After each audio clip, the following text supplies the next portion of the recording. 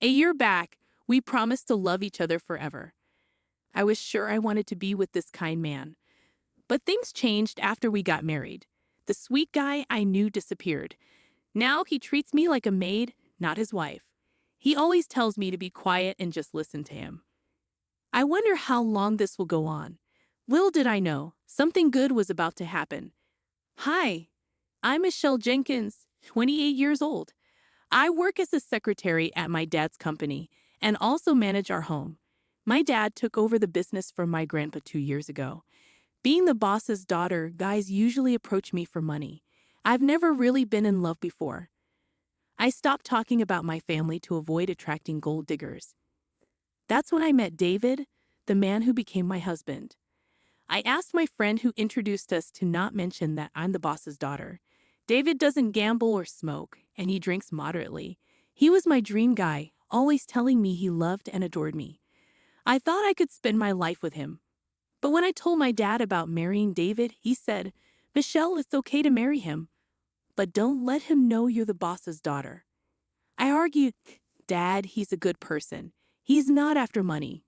Dad insisted, "I don't want you to have problems. Let's revisit this after a year of marriage. If David stays the same, we'll talk about the company." Reluctantly, I agreed. Dad knew about my past bad experiences with guys after money. He just wanted to protect me. I decided to follow Dad's advice and keep quiet about being the boss's daughter for a year. Until then, I'd just be a regular secretary. So despite everything, David and I tied the knot. But now, a year later, I still haven't told him the truth. Why? Because he's changed. After the wedding, he became distant and cold. He'd come home from work in a bad mood, criticizing everything, even the dinners I made. "Hamburgers again? We're not kids. Can't you cook something different?" "But David, you used to love them. I've made them lots before." "Don't argue. You always make the same dishes. Besides salad and soup, you should know how to cook at least 5 other things." "5? That's too much. I have work too, you know. When I ask you to do something, you should do it. I married you, so listen to me. I'm sorry." The warmth and kindness he once had vanished, replaced by a coldness that felt as sharp as ice. At first, I thought he was just having a rough day, but things kept getting worse. After 6 months of marriage, David turned into a full-blown tyrant. He'd nitpick about everything, from how I did the laundry to how I cleaned the house. If I dared to speak up, he'd yell at me with a terrifying look. Enduring his yelling was one thing, but sometimes he'd even throw away the meals I cooked. A year into our marriage, his tyrannical behavior hasn't changed. If anything, it's gotten worse. Just the other day, I got home late from work, and he immediately started shouting. "You're late. Do you even know what time it is?" I'm sorry. Work got busy. I'll start dinner now." "Busy? A secretary like you shouldn't have that much work. If you're late again, you're quitting your job." But that's not fair. I couldn't argue with him out of fear. Looking back, I wonder if I should have left him sooner. Despite my parents' concerns, I kept the truth hidden after getting married. I didn't want to disappoint them, so I dealt with everything silently. Then one day at work, my father called me into the reception room during a break. Since I often helped him as a secretary, going into the reception room wasn't unusual. When I entered, my father was already there. "What's up?" I asked. My father looked pleased and said, "It's been a year since you married David, right? Time to tell him the truth, like you promised." "Oh yeah, we agreed on that. Is something wrong? You seem uneasy." "Well, yes, but it's just, right now things are a bit." Seeing my worried face, my father smiled and patted my shoulder. "Had a spat with David? It happens, especially for newlyweds like you. Your mom and I had our share of arguments too. But look at us now, still happy together. You'll be fine, Michelle. It's not exactly a fight. Don't worry, everything will be okay.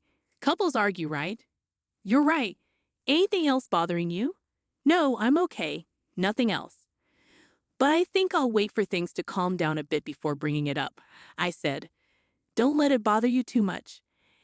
Every couple has their disagreements." My father reassured me, thinking it was just a small argument. I hadn't confided in my parents about David's behavior to spare them worry, so my father assumed everything was fine. You should make amends with David soon, he advised before leaving the room. Alone, I wrestled with emotions I couldn't articulate. Despite my parents' reservations, I had married David. I couldn't bear to tell my father about our worsening relationship. But I knew I couldn't avoid it forever. I'd have to address it eventually to avoid suspicion. To keep my father from worrying, I had to maintain my marriage somehow. If possible, I wanted to improve our relationship. That night, I made sure to be home on time, ready to talk to David when he returned. As I finished preparing dinner, he walked through the door. I brought up the topic right away. "David, we need to talk," I said. "I'm tired," he complained. "This is important," I insisted.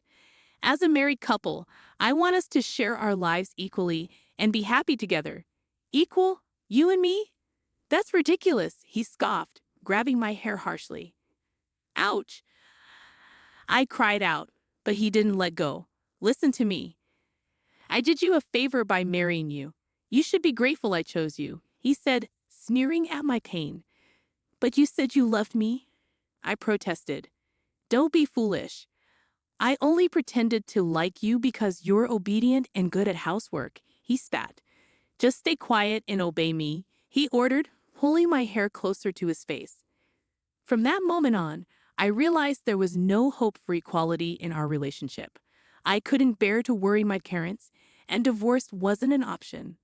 My appetite faded away with each passing day, and I found myself merely coexisting with my roommate, who happened to be my husband. Then one morning, amidst this routine, I woke up feeling utterly drained. My head throbbed, and a chill ran through my body. Checking my temperature, I found it to be a high 104 degrees Fahrenheit. Summoning all my strength, I sat up and called out to my husband. "David, I'm sorry. I don't think I can manage breakfast today." "What? Why not?" I pleaded. "I have a fever of 104. I'm in agony. Can I just stay in bed?" In response, my husband let out a frustrated sigh and snapped. "Neglecting your duties because of a fever? Get to work, you lazy thing. But please understand, I'm really unwell. Enough excuses. You're just a maid. Don't you dare disobey me. Please, just for today, I'm begging you." With a loud click of his tongue, he stormed out of the room, leaving me trembling uncontrollably. I finally realized I was being pushed to my limit. If I keep going like this, I'll truly break down. This way of life will drive me insane, both mentally and physically. I know I need to take action, but I'm too exhausted to think clearly with this fever clouding my mind. Maybe it's the stress catching up to me, but I drift back to sleep. Hours later, I'm jolted awake by my husband's furious voice. "Didn't I tell you to wake up, you idiot?" Confused, I see it's already dark outside. While my fever has dropped, I still feel weak with a lingering headache. Despite my condition, he continues his tirade. "I called you several times. What were you doing sleeping? Called? I sent you a text that I'm bringing my boss home. Weren't you supposed to prepare drinks and snacks?" My husband demanded. "Wait a minute. You knew I was sick today, right? And yet you brought your boss home?" I invited him to continue drinking at home. "My promotion depends on this. Get up and get things ready now." "No, I can't. I'm still in my pajamas, and I'm not feeling well at all. Stop making excuses. Just get out here now." He yanked me by the arm and forced me to stand in the kitchen, then hurried back to his boss. "Sorry to keep you waiting. Please come on in." I could hear my husband speaking cheerily from the entrance. "Are you sure this is okay this late? I'm sure your wife wouldn't appreciate." "That's what I've been saying. I don't have a wife, just a housemaid." "I'm a housemaid. Kind of like a main wife, you could say. But please don't mind." With that, my husband ushered his boss into the living room. I stood in my pajamas, feeling embarrassed and makeup-free. "Nice to meet you. My husband talks about you often." "I apologize for my appearance," I said, bowing my head. "Ah, I'm Mr. Smith, the section chief. I'm sorry for dropping by unannounced." "Please don't worry about me. I'll prepare something right away," you replied. As I hurried back to the kitchen, hiding my face, my husband started scolding me. Hurry up and make something. You're utterly useless, he berated. I'm sorry. Just give me a moment, I pleaded. Stop talking and start working, he snapped. How much more embarrassing do you need to be, even with the section chief here? I'm sorry. I apologize, Mr. Smith. Our maid is quite incompetent, my husband explained. The section chief remained silent, his expression tense. Despite my efforts to prepare drinks and snacks, my husband continued to make cutting remarks like, "You're really useless." While my husband was in the bathroom, Section Chief Smith initiated a conversation. "Excuse me." I couldn't ignore him, so despite feeling flustered, I responded, "Yes, is there something you need?" "You're CEO Allen's daughter, aren't you?" My last name used to be Allen, I confirmed, realizing he meant my father, CEO Allen. "How did you know?" "I visited your father's company for business before. You served me tea once, right?" "Wait, you were from that time?" I typically attended meetings with our business partners, serving tea and being introduced as Mr. Allen's daughter.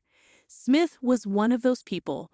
Although David's workplace had become a client of my father's company, I hadn't told my father that David worked there. Glancing towards the bathroom, Smith continued in a hushed tone. "What's going on with your husband's behavior? Is he always like this at home?" Yes, I admitted. "I can't believe what you've been enduring. Why haven't you told Mr. Allen?" "Well, regardless, this can't continue." "Leave it to me," Smith said, looking me straight in the eyes as he quickly packed up and left. In that moment, I felt a weight being lifted off my shoulders. It was like finding an ally in a moment of despair. When David returned from the bathroom, he was shocked to find that Smith had left. "Why didn't you stop him?" He yelled at me, but I chose to trust Smith's words and endure it. Several days later, I was called to my father's company and found both Smith and a visibly shaken David waiting. "What's going on? Why are you both here?" I asked, confused by the situation. In the tense atmosphere, my father addressed me with a serious expression. "I heard from Smith. You've been mistreated by David, haven't you?" Well, I struggled to respond. Understanding my intentions to spare him worry, my father expressed his gratitude. "Thank you, Smith, for bringing this to my attention and helping my daughter," my father said, and Smith bowed in acknowledgement. Then my father turned his stern gaze towards David. "David, I can't believe you've behaved this way. I regret allowing you to marry my daughter." "Please wait," David pleaded, visibly shaken. "I had no idea you were our business partner's president." "I didn't know Michelle was a CEO's daughter," David interjected. "Enough. So if you did know, you would have treated Michelle better." "You're truly despicable," my father rebuked. "No, there's no excuse for my behavior," David responded. "Excuses? I'm going to report you to your company's CEO. We have a long-standing relationship," my father declared. "No, please." David's eyes welled up with tears as he sank to his knees. Then he turned to me, pleading, "Michelle, please talk to your father for me." "You want me to speak up?" I raised my voice, releasing my pent-up frustrations. "Do you have any idea how much I've suffered because of your controlling, chauvinistic behavior? I've endured it silently, trying to salvage our relationship. But you destroyed everything, treating me like a servant and constantly belittling me. Do you know how degrading that was?" "Michelle, please forgive me," David begged. "Enough. Don't you dare address me by my name so casually. No amount of apologies will ever be enough. I don't care what happens to you. You reap what you sow. If you understand, stay out of my life forever," I concluded, resolute in my decision. At the climax of my outburst, David broke down in tears. Smith gently guided him out of the reception room, offering a respectful bow before leaving. Eventually, David and I decided to divorce. When my father informed David's company's president about the incident, he lost his job due to poor behavior at work. Without any severance pay, David moved back in with his parents, who were already aware of the situation. His father reprimanded him severely and forced him to leave their home. Now, David works long hours at a factory to make ends meet, while also fulfilling his alimony obligations to me. Meanwhile, I returned to my parents' home after the divorce and focused on rebuilding my life. I've since fully recovered and dedicated myself to my career. I've maintained a close friendship with Smith, meeting him regularly. Although I'm not considering remarriage at the moment, if I do decide to tie the knot again, I hope to find someone like him.